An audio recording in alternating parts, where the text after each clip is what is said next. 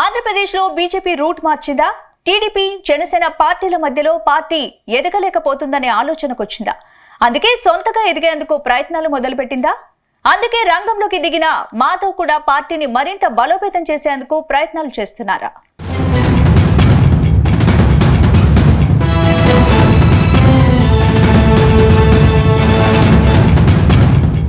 ఆంధ్రప్రదేశ్లో కమలనాథులు రూట్ మార్చారు. సొంతంగా పార్టీని అధికారంలోకి తీసుకొచ్చేందుకు ప్రయత్నాలు చేస్తున్నారు. రెండు కూటమి పార్టీల మధ్య ఎదగలేకపోతున్నామనే భావనలో ఇన్నాళ్లు ఊగిసలాడిన కమలనాథులు చివరకు పార్టీ రాష్ట్ర చీఫ్ను పదవిలో నుంచి తప్పించారు. దాదాపు 2 ఏళ్లు రాష్ట్ర పగ్గాలు నిర్వహించిన దగ్గుబాటి పురంధేశ్వరిని తప్పించి ఆమె స్థానంలో ఆర్ఎస్ఎస్ మూలాలున్న మాజీ ఎమ్మెల్సీ మాధవ్కు పదవి అప్పగించారు. గతంలో 2 ఏళ్లలో రాష్ట్రంలో ఊహించినంత రేంజ్లో బీజేపీ బలపడలేదు. అంతేకాదు పార్టీలో ఉన్న కొందరు నేతలు బయటకు వెళ్లిపోయారు. ఇప్పుడు మాధవ్కు బాధ్యతలు అప్పగించి పార్టీని అధికారంలోకి తీసుకొచ్చేందుకు ప్రయత్నాలు మొదలుపెట్టిందని టాక్ వినిపిస్తోంది.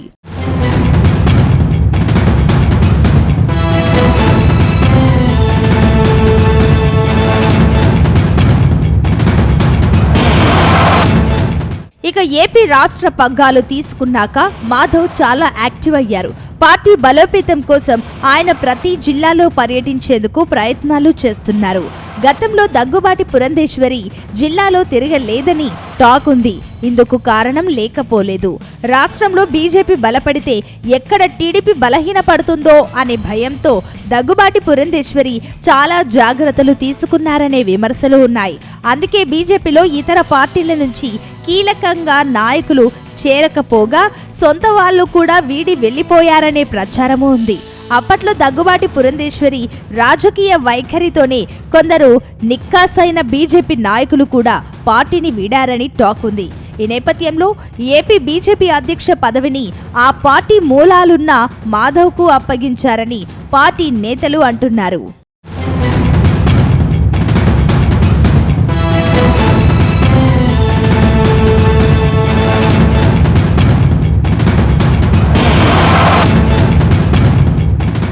ప్రస్తుతం ఏపీ చీఫ్ హోదాలో రాష్ట్రమంతా తిరిగే పనిలో మాధవ్ ఉన్నారు. తాజాగా అన్నమయ్య జిల్లా రాయచోటిలో బీజేపీ చీఫ్ పర్యటించారు.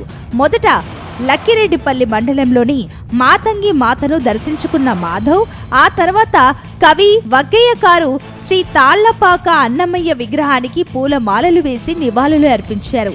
ఈ సందర్భంగా మాధవ్ చేసిన కామెంట్స్ చర్చనీయాంశంగా మారాయి. ప్రస్తుతం టీడీపీలో కొందరు నాయకులు బీజేపీ నాయకులు కార్యకర్తలకు తగిన గుర్తింపు ఇవ్వడం లేదని ఆరోపించారు.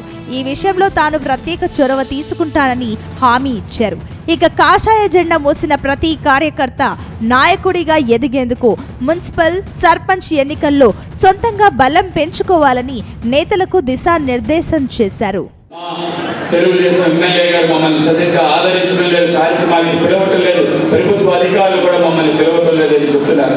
నిజమే, ఆ విధమైన పరిస్థితులు తప్పనిసరిగా దాన్ని దాటే విధంగా నేను కూడా ప్రయత్నం చేస్తాను. ప్రతి ఎమ్మెల్యేతో మాట్లాడతాను, సమన్వయంగా మనం ముందుకెళ్ళాలి అనే విషయాన్ని జనసేన తెలుగుదేశం నాయకులు చెప్పి మనందరం కూడా తప్పనిసరిగా రాబో ఏవైతే స్థానిక సంస్థల ఎన్నికలు ఉన్నాయో దాంట్లో వార్డు మెంబర్గా, సర్పంచ్గా, ఎంపీటీసీగా, జెడ్పీటీసీగా, కౌన్సిలర్గా, కార్పొరేటర్గా తప్పనిసరిగా పోటీ చేయాలి. మరోవైపు ఏపీలో బీజేపీ సొంతంగా బలపడేందుకు ప్రయత్నాలు చేస్తోంది. ఇప్పటికే టీడీపీ జనసేన పార్టీలు తమ పార్టీని రాజకీయంగా ఎదగనీయడం లేదన్న అసంతృప్తి ఆ పార్టీ నేతల్లో బలంగా పాతుకుపోయింది. అందుకే మాధవ్ను రంగంలోకి దింపినట్టు ప్రచారం సాగుతోంది. ఇందులో భాగంగానే బీజేపీ నేతృత్వంలో రాష్ట్ర వ్యాప్తంగా తిరంగా ర్యాలీలు చేపట్టింది. ఈ కార్యక్రమంలో భాగంగా స్థానిక స్వాతంత్ర సమరయోధుల విగ్రహాలను శుభ్రపరచడం, వారి కుటుంబాల వద్దకెళ్లి చిత్రపటాలకు ఘనంగా నివాళులు అర్పించడం, వీర మరణం పొందిన సైనికుల ఇళ్లకు వెళ్లి నివాళులు అర్పించనున్నారు.